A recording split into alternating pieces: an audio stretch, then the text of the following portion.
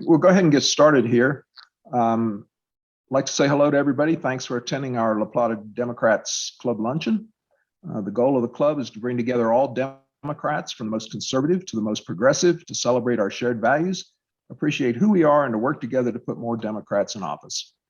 I would also like to mention our Club Luncheon sponsor, Albrecht and Albrecht Law Firm, has been supporting this luncheon for several years now.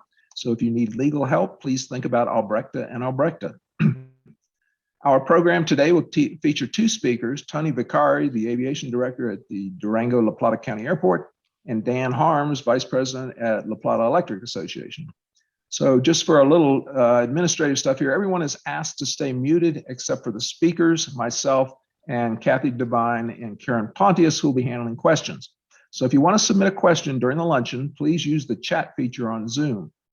Please do not unmute yourself and speak. Send your questions to everyone in the chat window. So make sure that little drop down in the chat window says everyone so that it gets to Karen and Kathy. And feel free to put in questions. We are going to have question and answer period at the end of each of our speakers. And so feel free to ask your questions as we go along. If you're having trouble with your internet connectivity, you may want to disable your video. Audio only typically works better on slower connections. This Zoom meeting is being recorded and it'll be available within a day or so for viewing. You can choose speaker mode, which is typically in the upper right corner, which will bring up a larger video of the person speaking.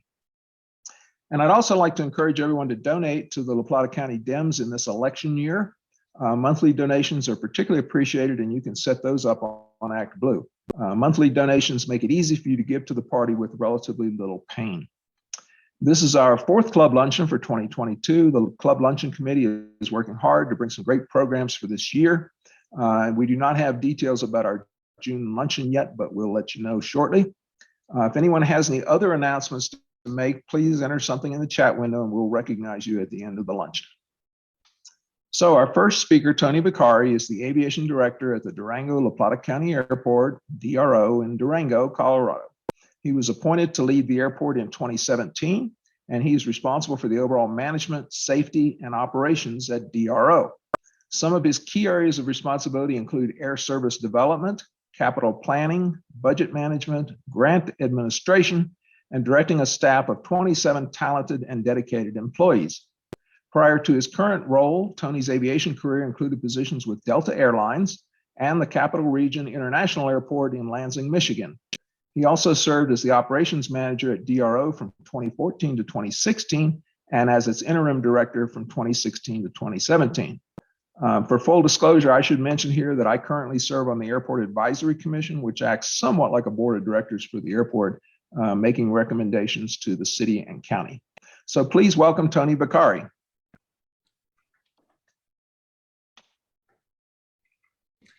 Good afternoon, everyone. Thank you for the introduction, Gwen. Appreciate it, and happy to provide an update for the airport to the group this afternoon. I will go ahead and share my screen here. If I could just get a thumbs up if you can see the presentation with the aircraft. Sounds good. So I'll just jump into this. I'll try to move through this fairly swiftly and leave ample time for any Q&A at the conclusion here. I have 15 slides to move through, covering overall traffic and economic updates at the airport, as well as some key projects and airline updates as well. So just jumping in right into it, we'll start off with overall passenger traffic and recovery trends as we emerge from the major impacts of the pandemic. So the chart we're looking at here shows 4 different years of passenger traffic here at DRO, 2019, which is the pre-pandemic baseline, referenced by the blue line, as well as 2020, 2021, and 2022. So you can see that the significant impacts of the COVID-19 pandemic as referenced by the sharp fall off in the orange line through the first quarter and second quarter of 2020, when traffic at the airport was reduced 95% from pre-pandemic levels to essentially zero. And then you can see the recovery that happened slowly but surely in 2020 and was carried forward into 2021 with our cross point back to pre-pandemic traffic levels occurring in late May of 2021. Through the back half of last year, we saw record-breaking traffic with a huge surge of utilization at the airport, particularly during the core summer. But we saw that gap maintain over pre-pandemic traffic for every month to close out the year. All told, we did end up 2021 as the busiest year of all time at DRO, exceeding our 2019 pre-pandemic baseline by about 2%.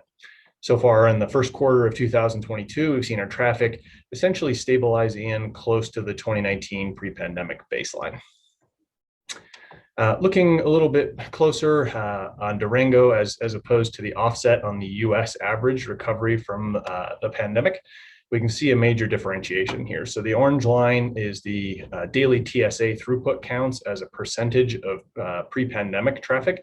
The orange is the United States average, and the blue is Durango. And so you can see from almost the onset of the pandemic, we saw a gap where our market was outperforming the US baseline by 10, 20, at times 30 plus percentage points. We saw that come to its absolute peak last summer when we were seeing close to 120% of pre-pandemic traffic, while the US average was stuck at about an 80% level.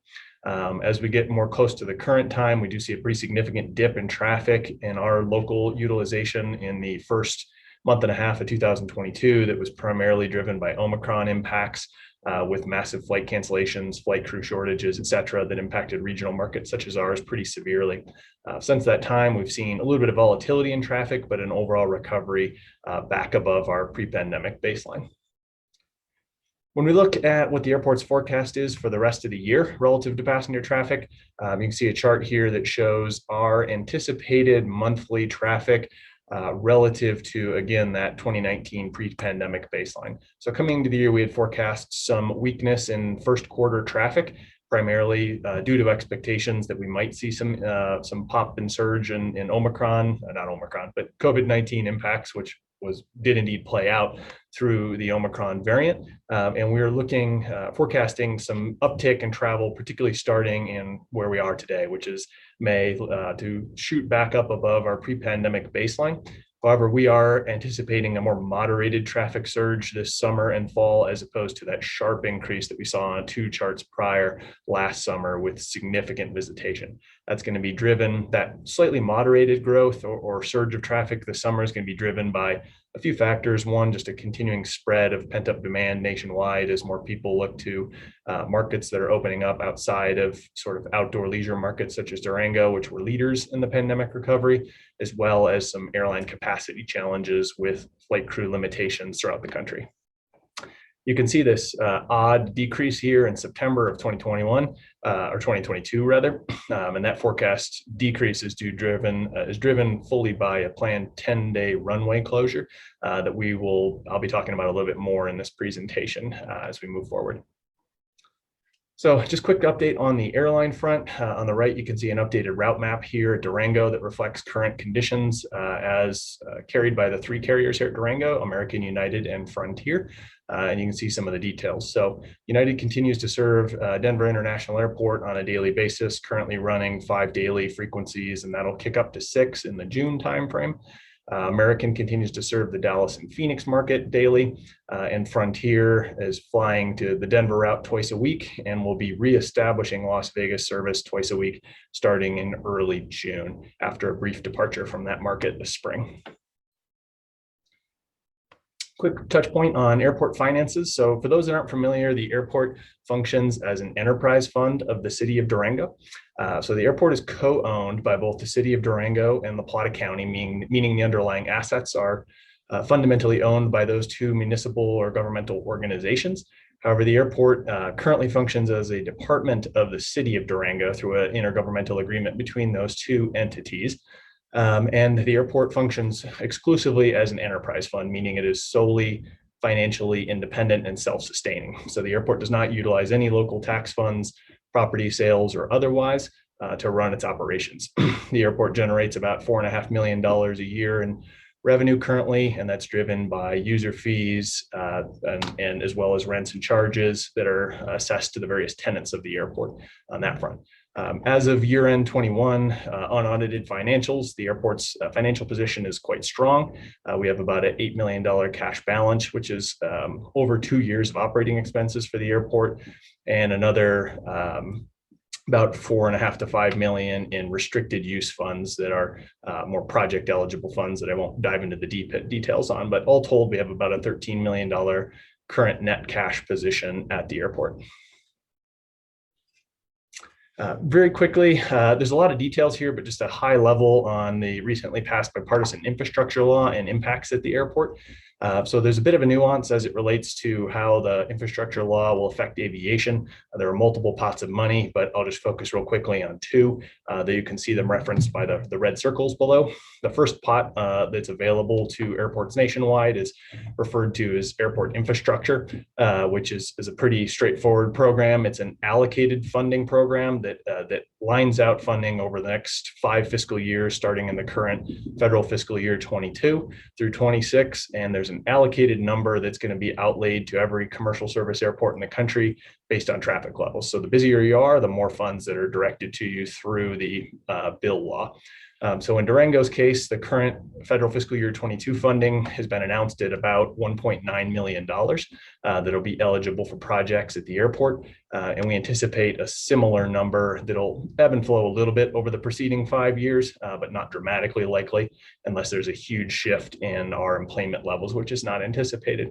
So all told, through the full 5-year allocation through bill funding, we're anticipating about a $9.5 million impact at the airport, which is, of course, substantial. In addition to that program, there's also a separate terminal program, separate piece of funding under the infrastructure law that allows for competitive grant submittals for just that airport terminal development. So as we'll talk about a little bit more in the back half of the presentation here, that is something that we are currently underway at. And Durango has already submitted its application for our initial phase of planned terminal development under the current federal fiscal year 22 application process. And we'll likely continue to submit applications in the coming fiscal years, regardless of whether we're successful in attaining those additional funds. So this year, 2022, is a very busy year for projects at the airport. We have about $22 million worth of capital projects on the books. It's been an extremely busy start to the year and is only going to get busier for us. So you can see a listing of some of the key projects here at the airport this year. This is not a full list, but large sort of captures the largest endeavors. I won't read through all these, but I'll hit on two. One, as I referenced earlier, is a full rehabilitation of runway 321 at Durango. The airport here at DRO has one single runway. It's runway 321, oriented roughly northeast to southwest in orientation. And it's an asphalt surface, not entirely different than a traditional roadway, except a much more beefy pavement section, as it were, in that sense. And like any asphalt, it's in need of rehabilitation over time. So the airport will be, or has already completed bidding and is in the process of final award to a local general contractor for the full repaving of the runway. So it'll be a bit of a painful project for us, as it will necessitate the temporary 10-day closure of the airport to all fixed wing traffic while we do pave out that runway.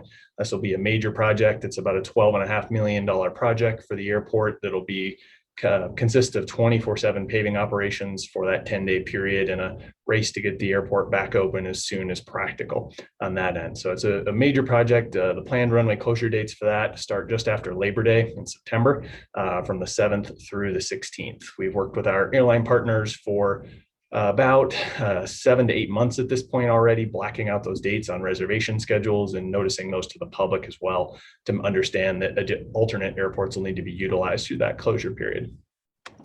The other sort of key project I'll touch on is the terminal expansion project, which is currently in design. We're at the 100% schematic design level for terminal development, and we're about to dive more deeply into design development efforts for our first phase of construction, which is at this point targeted for the first quarter of next year, 2023.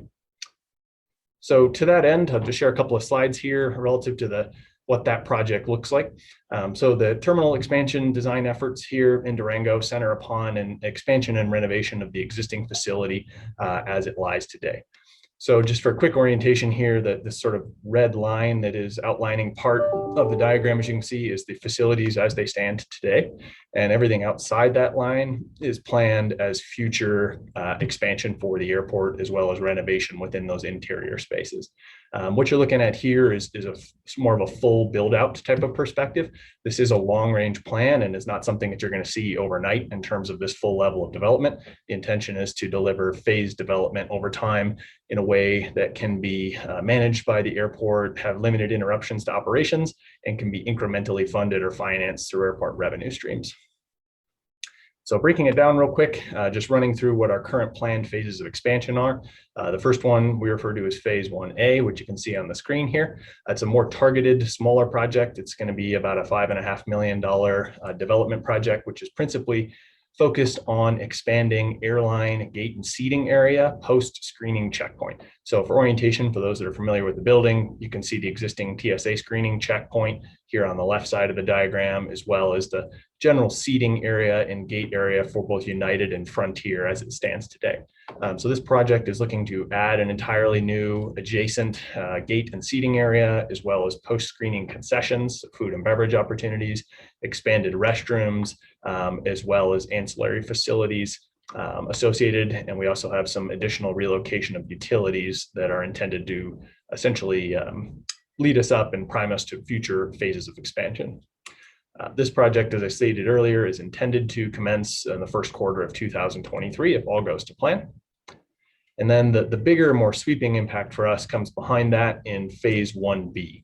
So this builds off this expansion and will significantly change the footprint of the airport. So just brief overview here. Again, the heavyset red line references the current layout of the building with all this purple to the right referencing the primary new build here. The big move for us is taking the TSA screening checkpoint from its existing central corridor and zigzag pattern through the existing terminal and moving it to a new build where it'll be a straight linear TSA screening checkpoint experience. Constructing new baggage claim facilities rather, new gate and seating areas, reclaiming part of our existing departure lounge area that's currently occupied by the TSA, and doing some pretty significant heavy remodeling of the front side of the terminal relative to public restrooms, concessions, and pre-security queuing. If all goes well, the project here is planned to commence in 2024 on the heels of our phase 1B project, with completion likely probably into the 2026 timeline. Given the size and multi-phasing aspect of this project, it's likely to be something that approaches a 24-month type construction period if things go as currently projected. And then lastly, and this is getting quite a ways out into the future, is phase 2, which is more ultimate build out, which continues to expand that footprint we just looked at to the right or north, adding additional bag claim areas, new rental car areas, as well as gate and seating capacity. Phase 2 is quite a ways out on the airport's plans. It's 10 plus years out in our capital planning and is likely to be something that is driven much more by incremental demand need as opposed to any current needs today. Really just lining ourselves up to be able to accommodate demand for the community's air service needs as they come or don't. And then lastly, just a couple of fun early renderings. Bear in mind, we're still at the schematic design level, so these are still coming into clarity as it relates to specific material selections and such. And they also do reference more full build out towards phase 2. So it looks a little bit ambitious at first glance here, but it's really more of a visioning piece at this point, as opposed to something that you're going to see in the near term. But you can see some of the character and flow as designed by our architectural firm currently working on the project and reviewed and approved to date through our design review committee, as well as the Airport Advisory Commission. And then just a couple more looking at exterior shots from various angles around or inside the potential expanded facilities. And with that, that is the conclusion of my prepared slides. And I think we can open it up to any questions or comments that might be available from the group here. Okay, Karen and Kathy, you want to start out? All right. Gene Walter asks, what if an airline gets mad at us? Can they just up and leave our market, or are we protected against such an eventuality? Good question. Ideally, the airlines are not getting mad at us, of course. We work pretty hard to maintain good relations. But to directly answer the question, there's really very little that restricts an airline from exiting the market in that sense. We saw that in 2021 when Delta entered the market in May of 2021 and left the market in November on that front. That exit was not driven by like or dislike of Durango or airport staff or any such thing, but rather driven almost exclusively, as most airline decisions are, by finances as well in their overall operational positions in that kind of front. But airlines can essentially leave the market at any time. There are some particularly larger hub airports nationwide that have I don't call them relics, but older type agreements that are these very large residual agreements where there's some degree of cost share exposure between airports and airlines, but those are almost exclusively exist in major hubs where airlines are more apt and motivated to invest themselves in airport facilities, given the critical nature. So, for example, the critical nature of Denver International Airport for a United Airlines is a core hub for them on not just a national but a worldwide basis. The airlines tend to potentially invest in those type of facilities on their own right, whereas in smaller regional facilities, you don't see that level of airline investment. They're exclusively airport investments. So consequently, there's no real protection other than the fact that we have a strong market and we continue to perform well in terms of financial performance for all of our carriers. And I'll ask Karen's question, and that is that in those renderings, is that solar on top of the new terminal or skylights? It is indeed solar. So as of now, the intention is to incorporate solar PV in the new expansion roof lines. Great, thank you. Go ahead, Karen. Gwen asks, can you talk about what drives airfares? That's a big one. It is a big one, and probably the most common question that I get asked to me, because obviously it's a public touch point on that sense. So, airfares are driven by a number of things, but 90% of it is just traditional supply and demand on that front. So, as we know, or I often have to make sure that the public understands, the airport has almost no role in terms of airfares. They're completely set by the individual airlines, driven by market conditions and their sort of positioning within that market. To that end, most of that is, again, indeed driven by supply and demand and traditional economics. So what you typically see in a regional market such as Durango is, the level of competition that we see in our market does not come close to paralleling the type of competition that you'll see in a major metro area on that front, in terms of multiple airline positions, ultra low cost carriers, and rabid fighting between main network carriers, as well as really heavy demand, but also really heavy supply in those markets in terms of sheer seat capacity. In a smaller regional market, we tend to be somewhat constricted in terms of sheer capacity. The airline seat limitations exist in almost all of these smaller markets. And when you tend to see strong demand, which we're seeing right now in really sort of shocking levels, is this huge pent-up demand for travel that exists nationwide as we're sort of emerging from the grips of the pandemic. And so when we have these sort of finite seat capacity matched up against heavy demand from the consumer, we tend to see, unfortunately, very high airfares. During the pandemic, conversely, we saw historically low airfares in all markets, but now we're unfortunately seeing the flip side, which is nationally, and in particular here in Durango and any regional market, we're seeing some of the highest airfares we've ever seen. So it's a bit of a whipsaw in that front. Okay, and Virginia Miller asks, the rendering seems to show a move away from ramps that are mobile to the airlock connection to the terminal. Is that planned for 2024 expansion? Good question. And actually, great question. So on the rendering here, you can see a passenger boarding bridge or a jet bridge that is contemplated on that front. Interestingly, as we've gone through the design process, actually some of the public comment and those that are on our sort of advisory boards and groups and such has actually steered us away from boarding bridges as opposed to staying more aligned with our current ground boarding practices, which involve the mobile ramps that you experience if you fly out of Durango today. Jet bridges are definitely the norm nationwide to protect the consumer from the elements. In particular, the climate here in Southwest Colorado does allow for fairly seamless ground boarding the majority of the time, outside of more specific meteorological events on that front. But interestingly, to date, we've heard very little public interest around passenger boarding bridges and also very little airline interest around it. So the long and short of it is these renderings show the capacity to accommodate the passenger boarding bridges in the actual design and the way that the space is ultimately laid out and engineered. But we don't currently have near-term plans to incorporate them in either phase 1A or phase 1B of the project, unless there's a significant shift in either consumer needs or airline needs in that type of zone. But as of now, we don't have near-term plans to incorporate them. They're not the cheapest instrument in the world. Every passenger boarding bridge is about $1 million investment plus ongoing O&M costs. So they're a pretty big leap in terms of add-on costs for terminals. Wow, thank you for that. That's interesting, $1 million. The next one is, does Frontier plan to expand operations at Durango? Yeah, so Frontier's been an interesting one over the last year. So they were in the market previously for those who've been in Durango for a while, but left in 2015 when the airline itself went through a pretty major business model change at the time to convert to a true ultra low cost carrier. So they were out of the market from 15 until last year in 2021 and re-entered. At the time, they re-entered our market with service to both Denver and Las Vegas. Those routes both flew through the entirety of the summer and fall into the December timeline.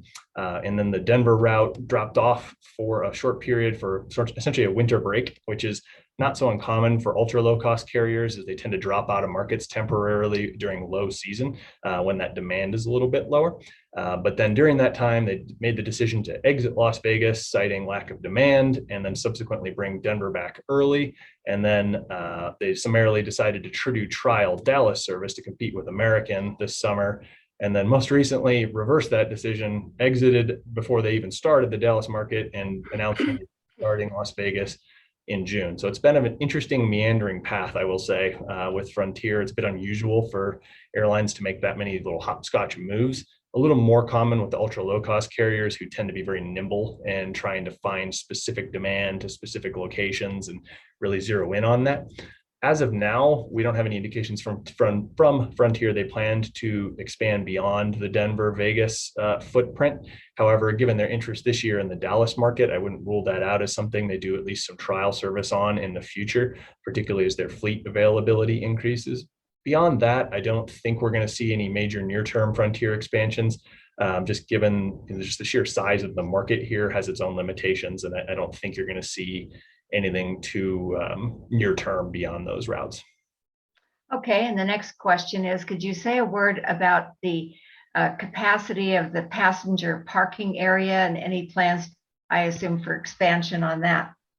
Sure. So I did not include it in the presentation, but beyond the terminal, we do also have some phased development plans for landside infrastructure, which is everything we refer to sort of outside the building in that end. And so that does include some phased expansions to the public parking lots at the airport. We have 2 today on that front. So that's something we're working on concurrent with the potential first phase of that happening in 2024 in conjunction with some of the terminal work we just went through on that front.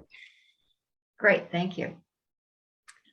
And someone sent me a direct message. What about Delta? Are they going to come back? Yeah, great question. So as we touched on earlier, they re-entered the market for the first time in over a decade last May and stayed in for only a 6-month period. Their departure in November was a pretty big shock. Typically, we can see the writing on the wall with airline departures if one should depart, given potential poor performance with load factors, i.e. seats sold, etc. However, in that case, the Delta flights were performing quite well, and all indications were that the route was really going to be successful and already was successful. And so their announcement of departure was admittedly a surprising one for us and a disappointing one. That was really driven in large part by something that's an emerging issue nationwide, and particularly in regional markets, which I believe I made light reference to earlier, which is pilot shortages. So before the pandemic, there was an emerging issue nationally with pilot shortages. This has really been building for years in that sense. The cost of flight education and accruing training hours has risen pretty substantially over the years to the point where the upfront investment for flight training has become very onerous and very challenging for individuals to tackle on the front end of careers. On that front, at the same time, the minimum hour requirement for new entry pilots was increased 5 times in the early 2010s by Congress after the last U.S. airline accident that occurred in the Buffalo, New York area. Certainly, safety is the most critical aspect of aviation, and so it's hard to argue back against that. But the sharp and abrupt increase in minimum hours just added a major hurdle for new entry pilots into the market, and that, in conjunction with high flight costs, or training costs rather, has really driven a years long challenge with new entrants into the piloting field. And when you combine that with a large generation of sort of baby boomer generation individuals who are or will be retiring out of the pilot system in the not too distant future, this was a real big issue nationally before the pandemic. It went away briefly for a year and a half as demand dropped and airlines were now in the opposite position of shedding staff. But that problem has reared its head even worse now that demand has just roared back and the airlines can't add capacity fast enough. And they're finding themselves coming short on pilots. And that's going to most acutely impact, already has most acutely impact regional airports, because we're served by regional carriers, like contract routes for the mainline carriers. So if you're a pilot for a SkyWest airline that's currently flying regional jet aircraft into a market like Durango on a contract for American or United, and you get hired away by American or United to fly mainline aircraft into larger hubs, that's one less, that problem gets pushed down to the regional airlines that serve regional markets like Durango. And so we're already seeing that play out this summer. For example, the Denver United frequencies, we typically see 7 daily frequencies during the summer. We're only going to have 6 this year because they can't support it with equipment. They just don't have the crews to try to fly those routes. And so that's going to be the case nationally. We're going to see some real restrictions. And unfortunately, this could be a reality for us for several years moving forward on that front. So that was a long answer for the Delta piece, and that's probably the thing that most restricts the ability to restore that route. It had good service, and it wasn't pulled because of lack of demand or lack of interest. It was pulled because of lack of capacity on the flight crew side and equipment side. And unfortunately, there's just not a real rosy picture about what that's going to look like for the next handful of years. And so I want to be optimistic about that, but the reality is it could be a number of years before we see progress on that front. Well, I'd like to add to that. My background is in aviation, and the supply chain for pilots used to be the military, and the military's training fewer and fewer pilots. And the other thing is the people don't want to work for poverty wages, and that's what pilots in the regional airlines have been dealing with. And always they're looking ahead like, well, eventually I'll be working for a 737 or a better aircraft. But once you're in the regional system, you can barely live on what they pay them. So we're looking at a big reckoning coming soon. Karen's words are accurate. That was definitely a major issue. And we're seeing now that the regional carriers in particular trying to rapidly react by adjusting wages, but the problem is they're so far behind the 8 ball at this point, it's hard to try to catch up. And we're certainly seeing some movement on the pilot wage front, and we'll likely continue to see that as there is an emphasis on trying to attract new talent in that area, but you can't flip that switch overnight. So hence the problem is this could be a lingering issue that we see nationally over the next handful of years. And as we all know, aviation and pilot shortages are certainly not the only labor challenge that exists on a local, regional, national level. This is just yet another example of an acute problem that is being really put under the microscope in the current climate. Yeah. I don't see any more questions. I would like to just mention one thing before we let Tony go. I think we tend to think that it's always more expensive to fly out of Durango than it is to go to Denver or Albuquerque. But I'm making plans to go to my son's wedding in Rome. And strangely enough, when I was looking the other day at United flights, it was actually cheaper. The cheapest fare was coming out of Durango. So I would just, tell everybody, if you're, thinking about traveling somewhere, be sure to look at the Durango fares and compare them, and compare, what it would take you to drive or, get to a larger airport. So, think about DRO, and there may be some situations where that's actually by far the best place to fly out of. Thank you, Gwen. Those are great words. You summed up our marketing campaign nicely there. And if we could ask for nothing else, it's not necessarily that we implore everyone to fly DRO, but we hope that if nothing else, if you live within the greater catchment area of Southwest Colorado or Northwest New Mexico, that the first airport you type in your search box is DRO. It may not always make sense for everyone, particularly when you have some of the multiplier effects with families traveling and, $100 or $150 ticket differential multiplied out by multiple people might end up swaying someone to a different airport. But we certainly hope that everyone looks at DRO as their first option for traveling. And then if you haven't already, make sure you sign up for the Airfare Club. It's a free weekly newsletter we send out. We send out airfare notices, and sometimes you can get some shockingly great deals that do exist. It's pretty nice when you can latch onto those and catch a fare to Europe for $500 and when you never thought you might get that. So check us out the next time you're looking for your travels, and we hope to see you fly through Durango. How would we sign up for that? It's available on our website, which is flydurango.com. So if you go to that website and navigate to flights and airlines, there's a link for DRO Airfare Club. It's totally free. Just put your email in there. We don't bombard anyone. You just get one nice little easy weekly email on Saturday morning, and you can peruse it and hopefully find a great cheap flight somewhere you want to go. Thank you. Okay, let's give a big virtual round of applause to Tony for his very interesting presentation. Thanks a lot, Tony. I know you have another meeting to go to, so if you want to drop off, that's perfectly fine. Very good. Thank you all. I appreciate it, and enjoy the rest of your afternoon. Okay. So our second speaker, Dan Harms, has been a part of the La Plata Electric Association team for over 30 years, starting off as an engineering intern. He now oversees a wide array of energy-related infrastructure projects, including power system planning and engineering, power supply, emerging technologies, and operational technologies such as advanced metering infrastructure, fiber, and microwave communications. So please welcome Dan Harms. Good afternoon, everybody. Gwen, just a quick time check. What time do you want to have things wrapped up by? Well, if we could get to the Q&A by 5 or 10 minutes after 1, that would be fine. Okay, you should have no problem with that. Let me go ahead and share my screen here. That share.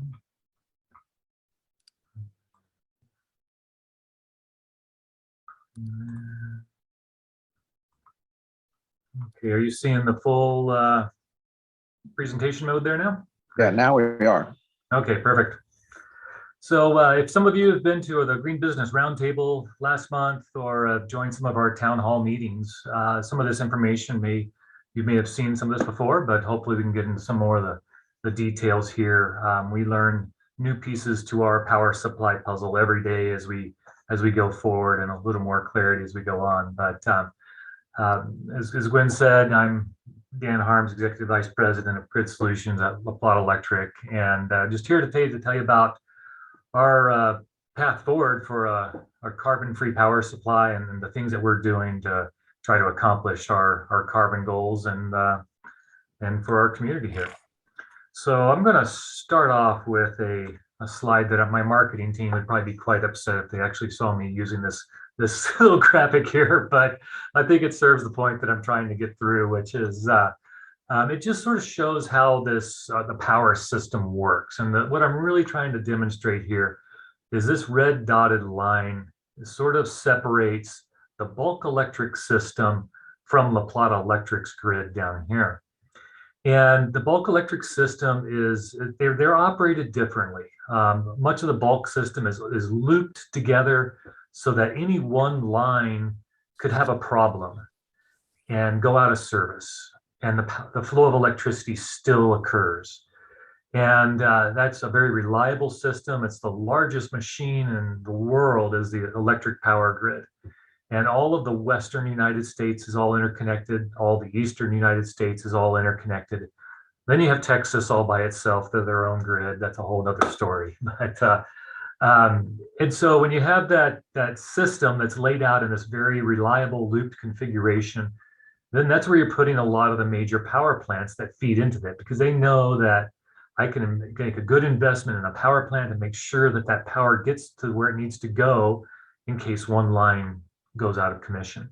We try to duplicate a lot of that same type of looped structure here within our own distribution system as well. But as you know, we have lots of mountains and valleys and Forest Service and tribal lands that might divide up some of the areas where we can actually place power lines. So we end up with what we refer to as radial power lines. They just go out in one direction and stop. Not as redundant, but it provides a cost-effective system and provides adequate reliability along the way as well. And so as we start to look for a new provider, we aren't trying to replace the bulk electric system. So a lot of people ask us, hey, isn't this going to greatly impact reliability if you go with a different provider? I'm here to tell you that that reliability is a function of the bulk electric system. It's not just any one supplier. And so right now we receive the majority of our power from Tri-State. They are a participant in this bulk electric system. They may feed their generation resources into it, and it gets to us in a reliable manner. If we're purchasing from somebody else, they're connecting to the same reliable electric system with their generators and transmitting it to us as well.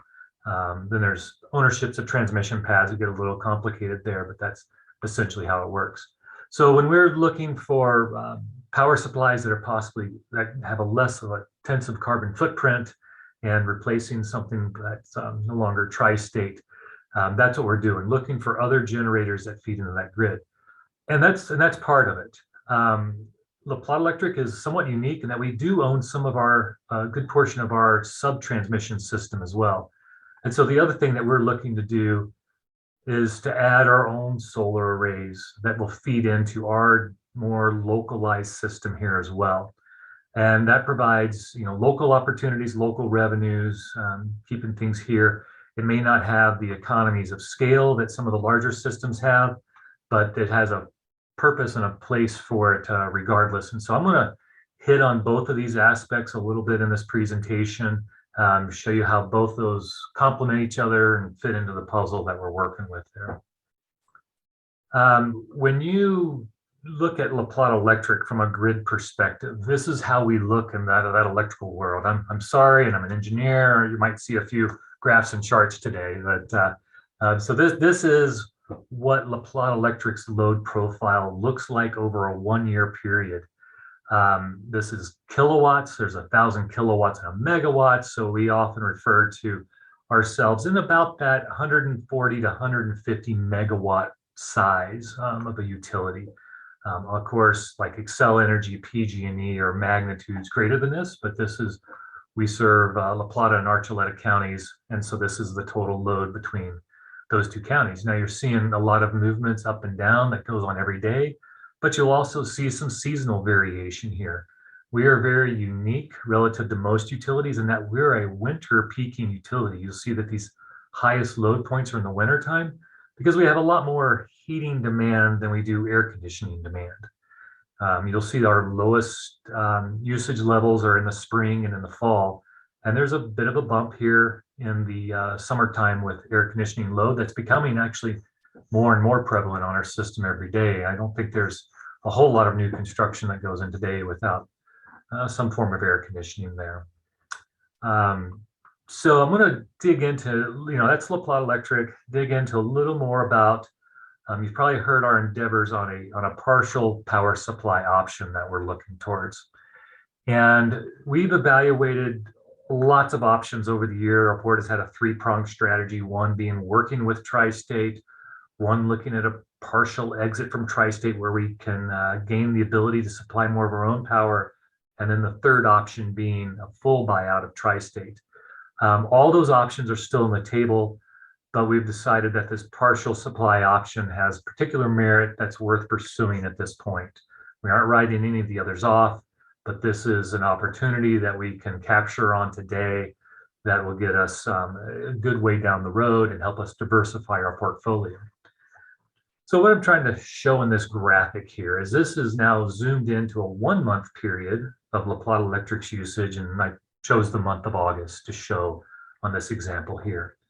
just to show you when we were looking at the previous slide, you saw La Plata Electric's total load was, we'll say 142 megawatts.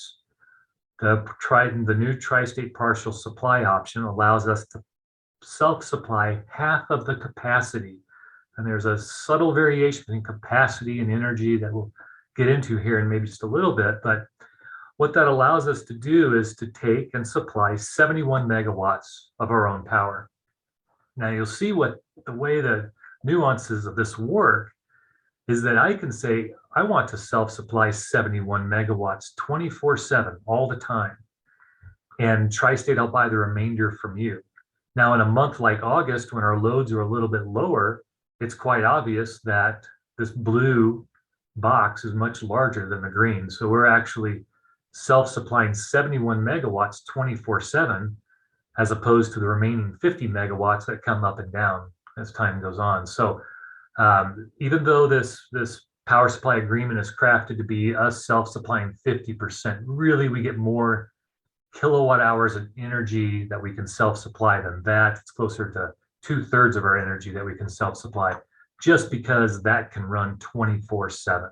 It's a capacity factor kind of relationship there. So once again, blue is what we're shopping for to self-supply, and the green would be Tri-State. Part of the partial supply agreement is that we do have to purchase 100% of our transmission requirements from Tri-State. On that graph that I showed you of the bulk electric system and how the power might get to us, it just so happens Tri-State owns all the transmission facilities in our area, so we'd be purchasing from Tri-State regardless. Even if we did a full exit, we'd have to turn around and purchase from them, and or WAPA also has some transmission facilities in our area here. So let me move on to, now I can always come back and catch some more questions on exactly some of these nuances of the partial and how that all works there. But we did go out, and if you've joined our town halls, you know, and we've gone out for a RFP, a request for proposals, to find the best person to partner with to supply this portion for us. And we have chosen Crossover Energy Partners as that partner to work with us on that. And we've been trying to put together that portfolio.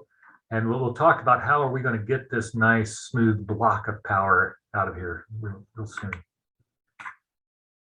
So one way that that little graphic that I added to the chart at the end, where we added the solar array on La Plata Electric system, that can come in the form of a community scale solar array. It's not going to be likely a massive utility scale, although that would be part of our power supply. It might be more difficult to site something in La Plata or Archuleta County, given the property costs that are out here.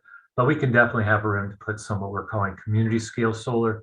It allows the opportunity to do a larger scale than rooftop, but a small enough footprint that can work with our geographical region that we have here. And these community solar opportunities are typically next to substations, where we can bring that amount of power in and accommodate that more easily and redistribute that back to our members. It also provides the advantage and opportunity for members to directly subscribe to some of the solar resources.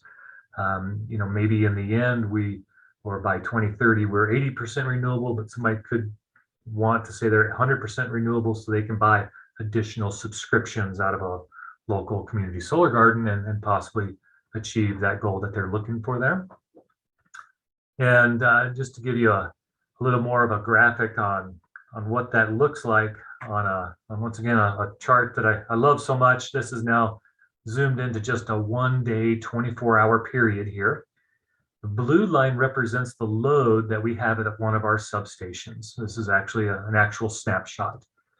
The yellow represents the amount of rooftop solar that's on that substation. Now, this substation in particular has quite a bit of residential rooftop solar on it. And in fact, in some areas, it's getting quite saturated. You may not realize this, but the load and the generation have to remain in harmony all the time. In other words, this blue line, we have to have that exact amount of generation every hour of the day. And so if the generation were to get greater than that line, then we have to, you know, back off or curtail that generation until the point that it does meet that load.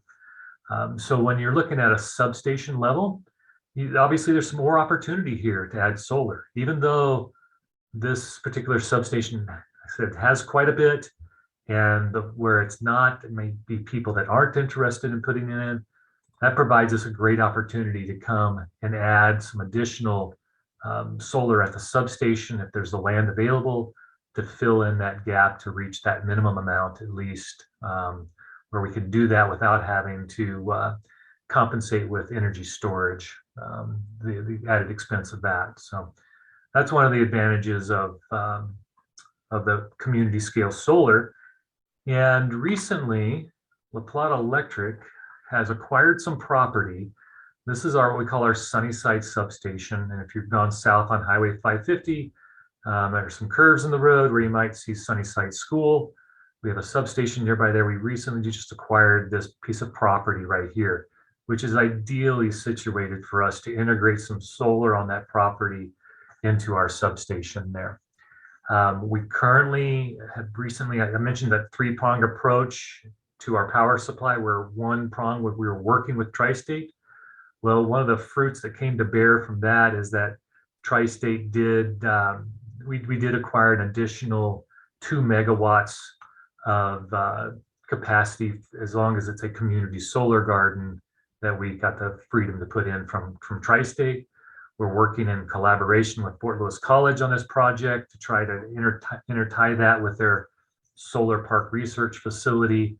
And we really want this to be, when I say community solar, I want community with a capital C, you know, something there where I've got local installers that are out there, you know, sending, you know, giving us the proposals to install that. And that's where I'm hoping this goes. We actually just released the request for proposals yesterday, with a strong focus in targeting local installers to see if they can hit some pricing points that we need to get to make this a reality right here. So it's a exciting, fresh news that's come around here recently. So that is the more that community scale. I'm going to transition now to talk about what some of the larger, what we call utility scale projects might look like. Now, these are the projects that are very large. They want to connect to the bulk electric system because they don't want, say, one stray vehicle that wanders off the road and takes a power pole out to cut off their ability to export their power. They want it on a nice, reliable system. These are very large arrays, large wind farms that are out there. So they want that redundancy out there. And to achieve, when you're tied to the bulk electric system, you get what's called geographical smoothing, where you don't have a cloud that falls over that huge wide swath of region of the Western United States all at the same time. And there's always going to be some resource availability there. And so I do want to dive in a little bit on resource availability. And I've got a nice colorful chart here for you to look at. This is referencing solar resource availability. And what this is depicting, you got the 12 months of the year along the top and every hour of the day down the y-axis here. And it just sort of shows, typically in January at 1 o'clock in the morning, it's no surprise that there's 0% solar availability there. And so you see that trend occurring until in the wintertime, the sun comes up a little bit later and we start to get our availability during the day, and then it tails off again at night. This shows here that due to the sun being so low on the horizon in the wintertime, we don't get anywhere close to 100% solar availability, even on the pure sunny days in January. But when we move over to a time frame like June or July, you're seeing a little more green showing up here. There's still clouds that pass over in June and July. So on average at 9 o'clock in the morning in June, we're getting 81% capacity out of that solar array. Now, this is a shape and a color pattern you probably could have guessed that we all know the sun doesn't shine at night, but how do we get that flat load shape that I need for my power provider of 71 megawatts while using some solar? Well, we're going to have to obviously mix something else in with it to help cover those night regions. So this next chart here is showing wind availability. Now, we may have guessed what solar looks like. I probably couldn't have guessed what wind looks like. Was always surprised, as what we're accustomed to here in Durango. Oftentimes the night is when the wind calms down. In areas where you locate wind farms on the Front Range up in Wyoming, that's not so much the case. The wind really actually picks up in the evening. That's why you're seeing a lot more of the green shown in the mornings or in the late evenings and the early mornings from wind production. And particularly in the spring and the fall, you'll get a little more wind production. And you're starting to see where I'm going here. This is a nice complement to that solar profile we were just looking at earlier. In these regions, you may not get a whole lot of wind production during the middle of the day. Well, you've got solar with that.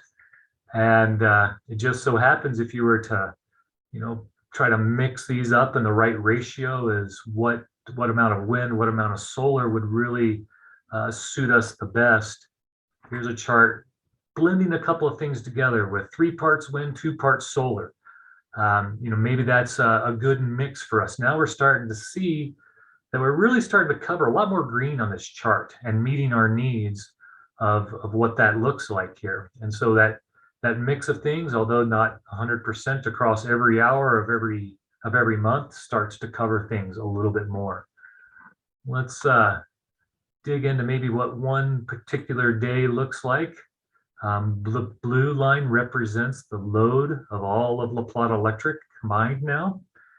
And, this would be an example of something we could be considering with crossover. They aren't, even though it's a 71 megawatt block. So if we were to imagine a line being drawn across right in this area here of 71 megawatts, to provide that, they could offer us a mix of something that's way oversized from that. It could be 100 megawatts of solar and 150 megawatts of wind to provide that to us. And you're seeing the area below the 71 megawatt line, or for ease, let's just look at the blue line here of all of La Plata Electric and assume that we were trying to source all of our load from these 2 resources here. It gets the same point across where there's obviously times where there's overproduction, and there are times when you're not producing enough.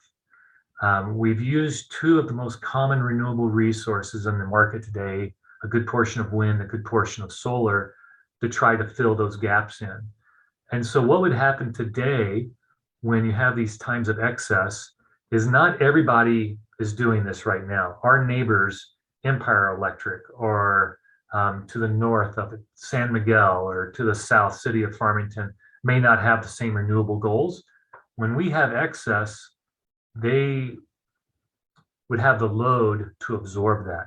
This could be sold into the market and they would purchase it. However, during these times, we're still having to purchase from the market. At these times, you're susceptible to the mix that's in the market. But I have a pretty clean conscience in that I've sold this extra 100% renewable block into the market to sort of offset the environmental attributes of what I'm purchasing from the market. Ideally, I would love to have renewable resources that just completely match our load. I think we're still not at the right point in technology to accomplish that. It's probably best to do this swapping while we can. Now, if everybody, all of our neighbors were all doing this at the same time and everybody had surplus energy, there'd be no place for it to go.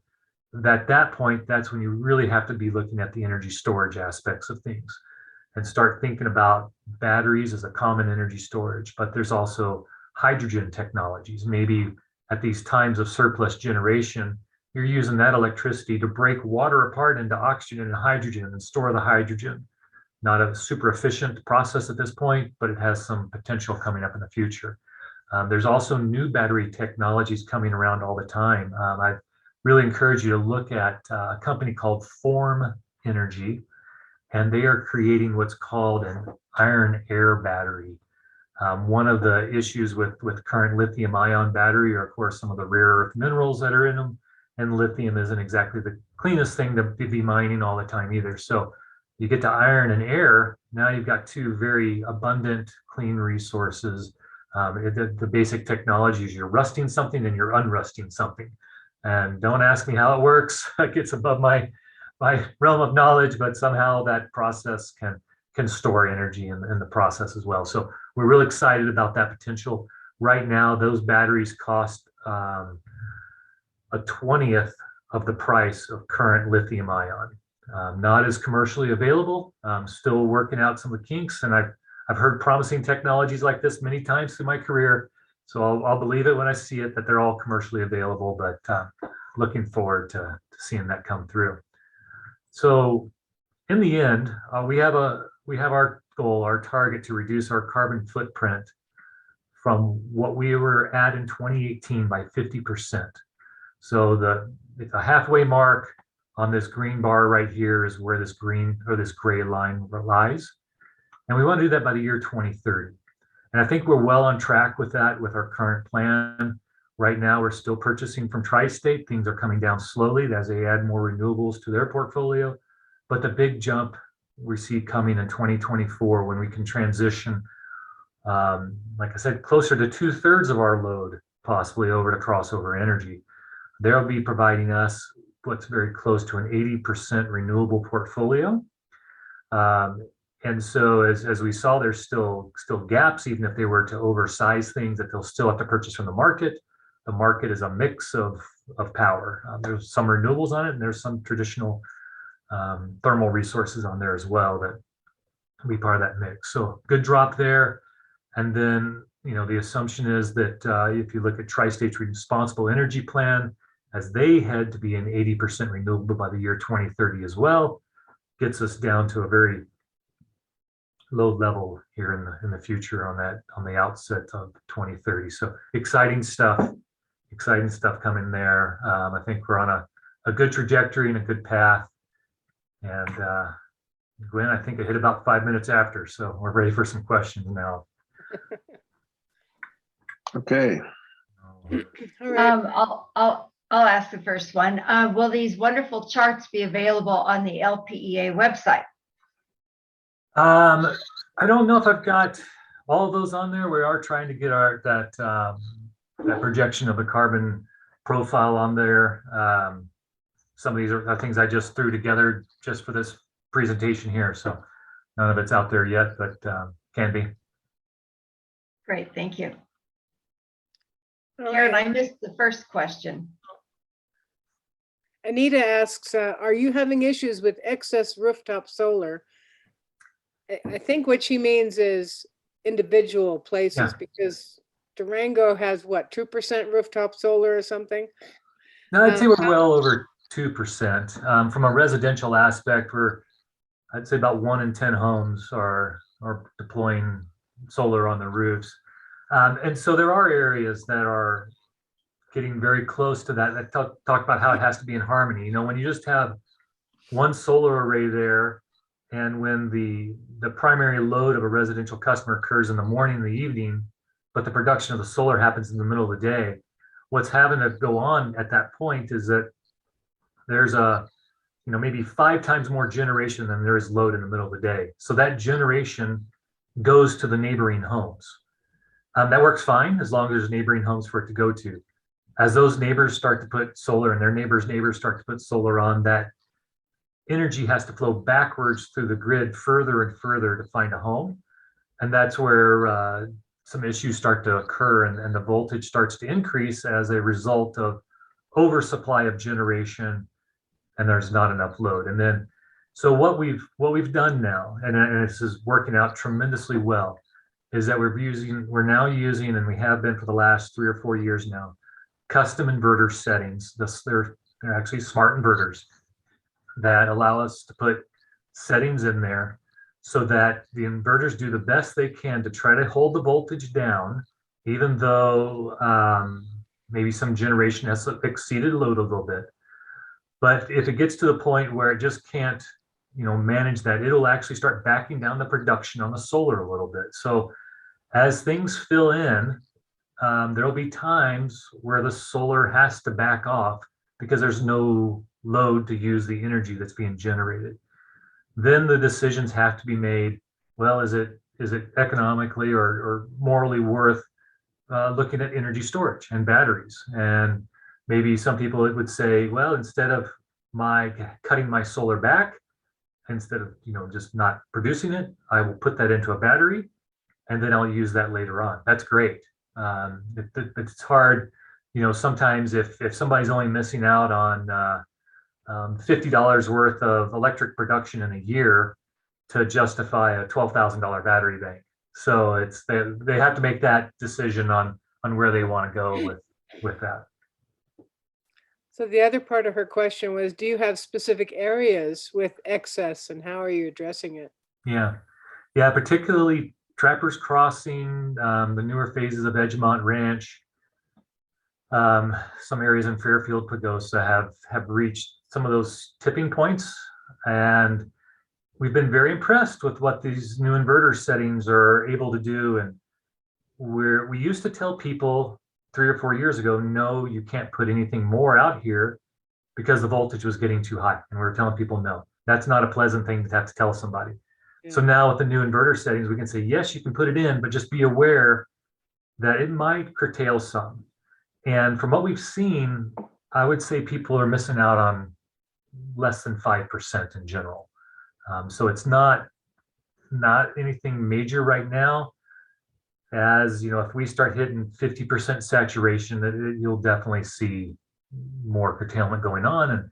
But I'm hoping that by the time we reach that point, we've hit that tipping point on some energy storage pricing, and it's not as painful to put that in. Instead of $12,000, you're $1,200. Then it makes a lot of sense. Hey, I'm going to put this, and the reason why Iron Air hasn't really taken off, it's especially in electric vehicles, it's heavy and it takes a bigger footprint. That makes a difference on a vehicle. It may not make so much difference in your garage. If it's heavy, not a big deal. If it takes up, a few more square feet, maybe not as big of a deal. So something coming in the future, hopefully.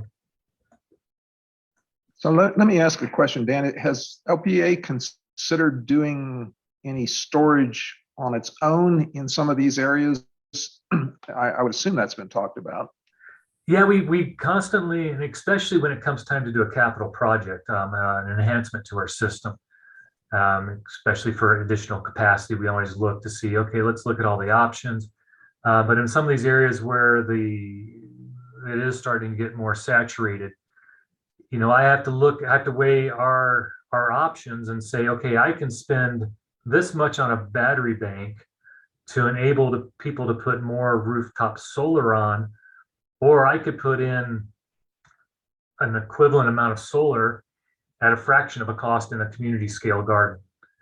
And so far, since we haven't reached that saturation point on many of the areas of our system, it's made more sense for us to focus on some of those. Okay. The other thing that I think people would be interested in, there was I guess a story in the Herald just a couple of days ago about an agreement with Tri-State. Can you kind of elaborate on what's still required in order for us to get to the point that we're trying to get to? It is a long path, a long drawn out path. So first we had that creation of the policy that allowed us to do partial. We had to go shop for somebody that could work with us. And then we had to work through the details with Tri-State on, exactly how is this going to look. And now that Tri-State is under FERC, the Federal Energy Regulatory Commission, it has to be approved by them. And to get something approved by FERC, there's always other entities that could contest it and draw things out, but nothing quick ever happens there. It probably took us a year to get the details worked out of a settlement. I know it sounds very simple to have a policy whereby La Plata Electric can source half of its power. Getting the transmission rights and all that stuff squared away to get in a very constrained area that we are in Southwest Colorado took the majority of the work. It was mostly delivery type mechanisms that we were working through in there. And so right now we have reached that settlement. We're trying to make it a settlement such that outside parties do not contest it. There's a plethora of reasons why other people do that. But if it's uncontested, it's more likely to get through FERC more quickly. That's the path that we're on right now. So what happened in the announcement just a couple of days ago, that actual joint settlement was actually filed to where Tri-State, La Plata Electric, Poudre Valley, and San Miguel have all agreed, yes, this works for all of us. FERC, please approve this so that we can move to the next step of getting PPAs in place. That's what that was. And do you have, so what beyond that would have to happen? Once FERC approves it, that's kind of the end of the regulatory stuff. And then it's just a matter of, actually getting the supply built. Yeah, I mean, FERC has to approve the policy, then FERC eventually has to approve the new wholesale electric agreement contract that La Plata and Tri-State would have. That should be pretty, that's just one-on-one there. It should be pretty straightforward there. And then once FERC approves it, that's when I can have my PPA or power purchase agreement with Crossover. And I'll tell you, in this world that we're in today, this is getting harder and harder to do. Solar panels have increased in cost by 30% recently, and the increased cost of steel for wind turbines has increased significantly. And then on top of that, the market pricing has gone very high as well, because there's those little times of the day where we may not have wind or solar available. We have to purchase from market. So a lot of things to architect there. We're really hoping if you can pull whatever political strings you have to get the production tax credits and investment tax credits renewed, that is a big portion of making these economically viable as a path forward for us. A lot hinges on that. There's one more question from Kirby. Is LPEA considering long-term leasing property or just buying energy production from private landowners who are willing to put in arrays in areas near substations? Mm-hmm. And those are the ones we're looking for, right, Kirby? I think you checked all the boxes there. I could either own the property or I could lease it. We're sort of impartial to that. But being in that close proximity to a substation is a key element. What has happened in our area is probably 3, 4, or even 5 years ago, a lot of prospective developers have gobbled up a lot of land next to substations in an investment opportunity, knowing that this kind of thing could be on the horizon. So there's still opportunities out there, but we don't have this purchase that we made at Sunnyside was just ideal. I would love to find similar opportunities such as that. Especially, I'd love to find a similar opportunity in Pagosa Springs and Archuleta County to spread the tax base around there too. Thank you. Do we have any other questions? I think that's it. So Dan, I mean, we really appreciate this, and we know it's a moving target all the time here, and it's great to have LPA really keeping us up to date on what's going on. So let's give a big virtual round of applause to Dan for his very interesting presentation. No problem. So I have an announcement to make here in a minute, but were there any more that somebody wanted to talk about that were put in the chat?